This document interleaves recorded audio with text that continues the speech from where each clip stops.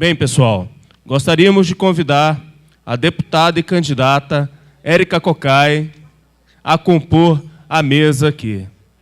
Seja bem-vinda, candidata.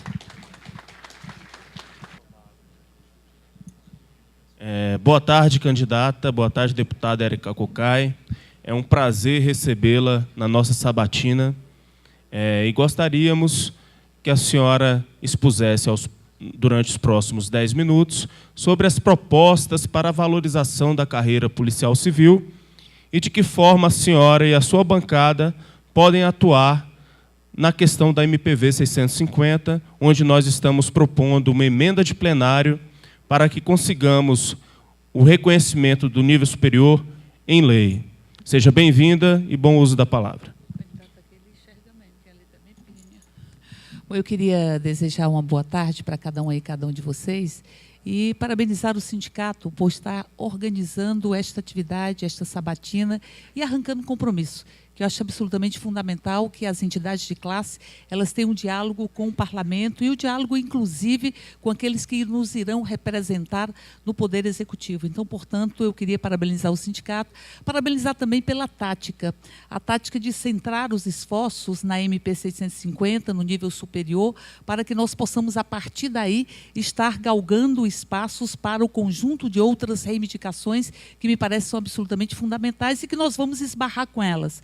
Nós vamos esbarrar com uma série de reivindicações dos policiais nas matérias que nós lidamos todos os dias na Câmara Federal. E digo isso porque uma das reivindicações que dizem respeito ao pagamento adicional noturno, particularmente para quem faz e trabalha em escala, ela é uma discussão que está em curso na Câmara. Está em curso na Câmara através de uma proposição legislativa do deputado Vicentinho, uma PEC, uma proposta de emenda constitucional do deputado Vicentinho, que vai abranger todos os trabalhadores que exercem um trabalho noturno e que trabalham em escala e que tiveram uma dupla punição ou uma punição, porque o adicional noturno ele vem exatamente em função do trabalho noturno, como diz o nome, e ele não vem em função da forma como se exerce o trabalho, se é em escala ou se é, enfim, em estabelecimento ou em horários diferenciados. Então, portanto, eu diria que o adicional noturno tem que valer para todos os trabalhadores e trabalhadoras que estão exercendo a atividade noturna, como diz o seu próprio nome. Mas penso que eu fui presidenta da CPI, da exploração sexual de crianças e adolescentes, e trabalho muito em defesa dos direitos da pessoa humana. E penso que há muita incompreensão sobre o que são os direitos humanos, mas digo que direitos humanos é o direito de nós vivermos como seres humanos. É que nós exercermos essa condição que Deus nos deu, de virmos para a Terra, não como coisa, não como gado, mas com as peculiaridades humanas que, dentre outras, tem de estar tendo consciência da sua vida, pegar a sua vida pelas mãos e transformá-las. E falo isso porque em todo esse processo de busca de garantia de direitos, nós vamos nos deparar com um grande adversário ou com uma construção de uma sociedade que ainda não fez o luto da escravidão, nem fez o luto do colonialismo, que é uma construção que atribui ou que tece mantos de impunidade. Mantos de impunidade. O que nós mais detectamos na CPI da exploração sexual de crianças e adolescentes é que havia uma profunda impunidade que nós enfrentamos, inclusive, o Judiciário do Amazonas, o Ministério Público do Amazonas, para assegurar que essa impunidade fosse rompida. E digo isso porque a impunidade não será rompida se nós não tivermos uma polícia ou polícias civis no Brasil inteiro que exerçam esta função. Porque é fundamental a construção de inquéritos, os inquéritos robustos. E nós precisamos de polícias que sejam equipadas e que tenham o seu corpo de funcionários e servidores valorizados para que possamos romper a impunidade. A impunidade não é qualquer coisa. A impunidade, primeiro, ela naturaliza o crime. A impunidade, a corrupção, naturaliza a corrupção. Ela também desenvolve um profundo medo na sociedade. A sociedade passa a ter um raciocínio meio aporético de não acreditar no Estado democrático de direito e achar que não vale a pena denunciar, porque ao denunciar nada acontecerá com os denunciados. Então, portanto, a impunidade naturaliza o crime, faz com que ele entranhe o tecido social, entranhe o imaginário da sociedade e, ao mesmo tempo, estabelece um sistema e um profundo medo de se estabelecer qualquer tipo de denúncia denúncia, e isso vai retroalimentando a própria impunidade. Nesse Brasil que percorremos vários locais, nós chegamos à conclusão que não há rompimento de impunidade enquanto não tivermos policiais valorizados e uma polícia bem equipada. Porque em todos os lugares que nós estivemos, na CPI da exploração sexual, ou discutindo a violência contra as mulheres, nós fomos nas estruturas das polícias ou das delegacias de proteção, das delegacias de atendimento às mulheres, das estruturas das delegacias para acolher as denúncias daqueles que vinham ali estar denunciando o crime e a violação de direitos. E fomos nas polícias técnicas e nos institutos técnicos, para saber qual a condição que ele tem ou eles têm para poder estar fornecendo provas e estabelecendo, a partir do trabalho dos policiais, um processo onde nós tenhamos um inquérito que possa originar uma denúncia do Ministério Público e que possa, portanto, chegar ao Poder Judiciário e que nós tenhamos, portanto, rompido a impunidade. Nós não vamos fazer esse rompimento sem a valorização das polícias. E penso que a polícia, os policiais, os profissionais de segurança, eles lidam muito com a falência da sociedade, do conjunto das políticas públicas. Fale a educação, fale a saúde, fale as políticas de criança e adolescente, fale as políticas de geração de renda, as políticas que dão suporte às estruturas familiares, e toda essa falência, ela vai bater no peito do policial. Ela vai bater no peito do agente de segurança da nossa cidade e do nosso Brasil. E é óbvio que isso provoca muito adoecimento. Provoca muito adoecimento. Inclusive, provoca um adoecimento que está relacionado ao poder, a essa dicotomia ou esse paradoxo de ter muito poder e, às vezes, não ter poder. Ter muito poder, mas estar na concepção das casas grandes e senzalas para que outras estruturas da própria polícia se empoderem frente à sociedade. Então, essa dicotomia da ausência e da superveniência do poder e do não poder, ela também provoca muito adoecimento. Nós queremos fazer, na Câmara Federal, uma audiência pública para discutir a saúde do policial e do policial civil. Nós queremos fazer essa discussão porque queremos tirar uma política pública que nós pensemos esta saúde e pensemos que estrutura de trabalho é esta que está dada, que provoca um nível de adoecimento, porque o trabalho não é o local onde a gente adoece, deve ser o local onde a gente se encontra, porque é uma atividade essencialmente humana e é uma atividade que é estruturante. O que a gente vive no local de trabalho, a gente vai carregando para as outras esferas da nossa própria vida. Nós tivemos recentemente uma grande e belíssima luta que diz respeito também à equidade de gênero. Nós conseguimos na Câmara aprovar um projeto que dormitava nas gavetas sexistas, eu diria, ou do descumprimento da nossa própria Constituição, que assegurava a aposentadoria especial para as policiais, para as mulheres policiais. Nós conseguimos, e só conseguimos porque tivemos um nível de envolvimento da bancada feminina,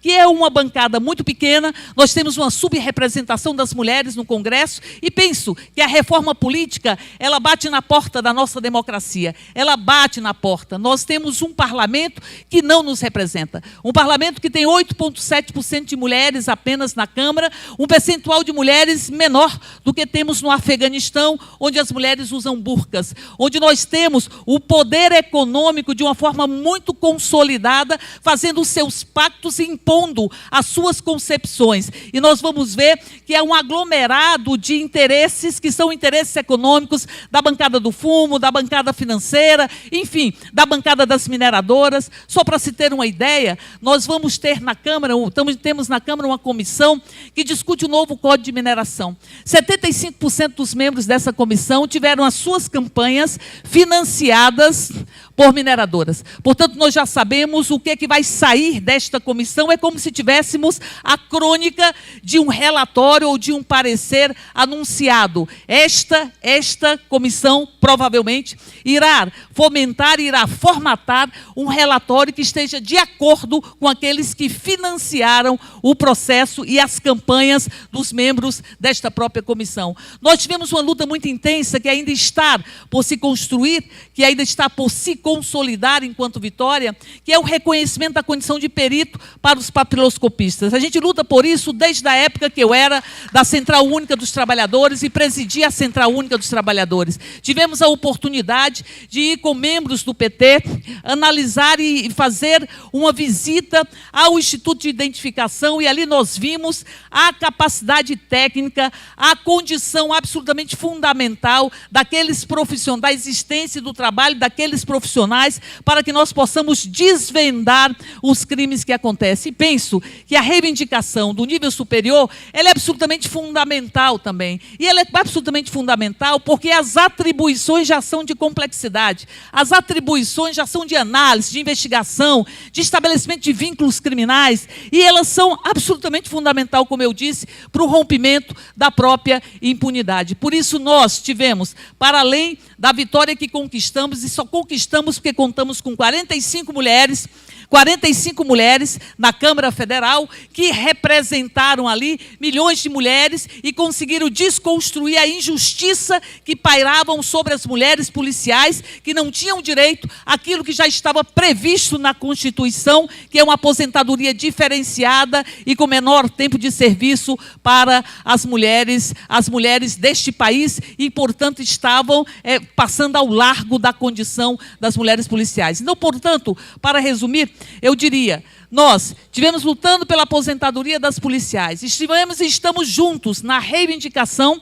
que diz respeito a considerar que os papiloscopistas sejam considerados peritos. Estamos preocupados com a discussão da saúde e queremos construir um estatuto de saúde. Até porque, vejam o que é a Polícia Militar, que tem uma estrutura de saúde bem elaborada, que nós, inclusive, contribuímos e ajudamos para que eles pudessem ter aquele instrumento, mas isso não atinge os policiais civis, que cumprem uma função, que é uma função de continuidade, como disse, absolutamente fundamental para o rompimento da impunidade. A mesma coisa nós vamos ver. A Polícia Militar, o próprio Corpo de Bombeiro, tem suas estruturas de educação também, que a Polícia Civil não tem essas estruturas. Então, nós achamos que é preciso dar condições de trabalho para que nós possamos ter a saúde dos policiais preservadas. Por fim, eu diria para vocês que nós já marcamos uma reunião para dia 7, à tarde, com o líder da nossa bancada, deputado Vicentinho, para receber o sindicato e para nós termos ali o compromisso da nossa bancada, do Partido dos Trabalhadores, que é a maior bancada da Câmara, para apresentarmos em plenário a emenda que faz justiça e assegura as atribuições que já são exercidas e não são reconhecidas. Porque, encerro como comecei, nesse correr da vida, que às vezes embrulha tudo, como diz o poeta, eu vi muita coisa que eu não queria ter visto. Muita coisa. Vi muita coisa que eu não queria ter visto. Mas vi a importância da polícia e dos policiais no atendimento das vítimas das violações, das vítimas dos delitos na nossa cidade. E vi também que quando nós temos um inquérito que conte ou que corresponda à qualidade da polícia, e aqui nós temos uma das polícias mais equipadas e mais bem preparadas de todo o Brasil, nós conseguimos fazer com que se rompa a impunidade e conseguimos fazer valer o Estado Democrático de Direito, porque lutamos muito para tê-lo, e não podemos permitir que ele sucumba na falta de estrutura para que nós possamos romper esta impunidade. E por isso, nesse correr da vida, que a gente vê muita coisa que não queria ter visto, a gente também vê como são importantes os policiais na dedicação do seu trabalho e como são importantes os policiais que estão nas delegacias especializadas, que é uma das grandes reivindicações nossa, para poder atender as crianças, atender as mulheres, enfim, e qualquer policial para estabelecer os bons inquéritos e, a partir daí, colocar aqueles que infringem a norma ou infringem a lei para serem responsabilizados pelo crime que cometeram. Obrigado, deputada. Gostaríamos de fazer uma última pergunta. Na verdade, deputada, a senhora tocou em pontos nevrálgicos aqui da Polícia Civil. E a pergunta que eu já tinha em mente, a senhora já respondeu, é do compromisso da senhora de mobilizar a bancada do PT, que é a bancada do governo, que a gente sabe que sem o aval do governo hoje quase nada passa no Congresso, e a senhora já respondeu, então, e respondeu dizendo que já marcou uma reunião com o líder do PT. Então, a minha pergunta era essa e a senhora já respondeu. Em verdade, eu só atendi a demanda do sindicato.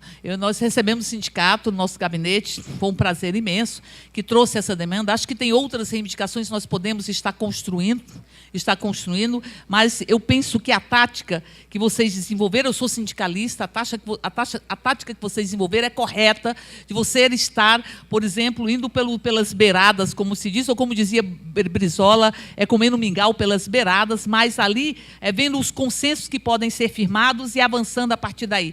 Eu, particularmente, defendo, mas quero fazer essa discussão coletivamente, que nós tenhamos uma carreira única para a Polícia Civil, que é o pleito da Polícia Federal, e eu acho que também cabe aqui para romper uma apartação que não se justifica, esta apartação que existe ainda na Polícia Civil. Mas entendo e concordo com a tática de nos concentrarmos nesse momento em conseguirmos esta vitória. Acho que ela é possível, é concreta a possibilidade de vitória, e a partir daí a gente caminhando nos outros aspectos. Nós vamos fazer essa audiência pública para a saúde dos policiais, nós vamos fazer essa audiência pública ainda este ano, que é a nossa intenção, para a gente começar a discutir e dar visibilidade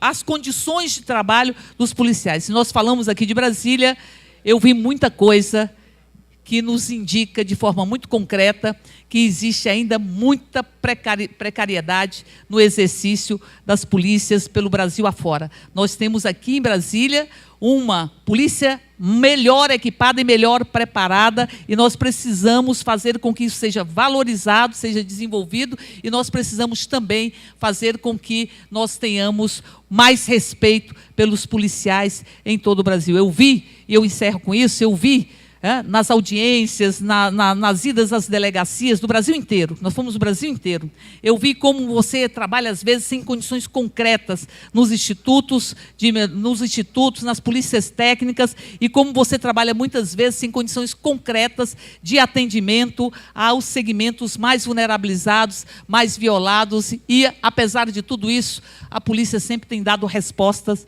no Brasil inteiro. Por isso, minhas homenagens e a certeza que vocês podem contar com o nosso mandato na Câmara para que nós possamos contar com vocês no trabalho que vocês exercem, que, como disse, é fundamental, de rompimento da impunidade. Se a gente não romper a impunidade, a gente coloca em risco o Estado Democrático de Direito e coloca em risco a nossa cidadania e a verdadeira democracia neste país. Um abraço grande e contem conosco. Obrigado, deputada.